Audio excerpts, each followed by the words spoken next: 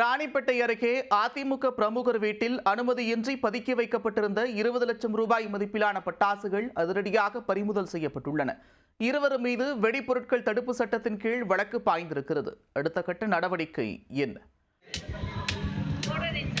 தீபாவளி பண்டிகை என்றாலே புத்தாடைக்கு அடுத்தபடியாக குழந்தைகள் உட்பட அனைவரையும் குதூகலப்படுத்துவது பட்டாசு. பட்டாசு வெடிக்கவில்லை என்றால் பண்டிகை கொண்டாட்டம் முழுமையாகாது என்பது பலரின் எண்ணமாக உள்ளது. இதை கருத்தில் கொண்டு தமிழ்நாடு முழுவதும் இறுதிக்கட்ட பட்டாசு விற்பனை களை கட்டியது.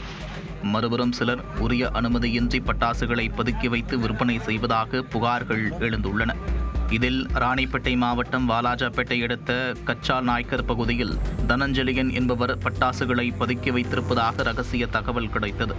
அதிமுக முன்னாள் வாலாஜா நகர்மன்ற தலைவர் சுகன்யா மோகன் என்பவரின் மகனான இவர் ஏற்கனவே வாலாஜா பகுதியில் ஜெயம் என்ற பட்டாசு கடையை நடத்தி வருகிறார். இந்நிலையில் பூரணி என்பவருக்கு சொந்தமான வீட்டை வாடகைக்கு எடுத்து அங்கு பட்டாசுகளை பதுக்கி வைத்துள்ளார்.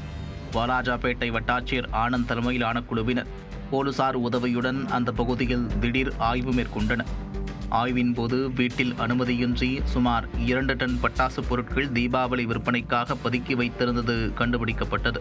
பின்னர் 20 லட்சம் ரூபாய் மதிப்பிலான அந்த பட்டாசுகளை அதிகாரிகள் பறிமுதல் செய்தனர்.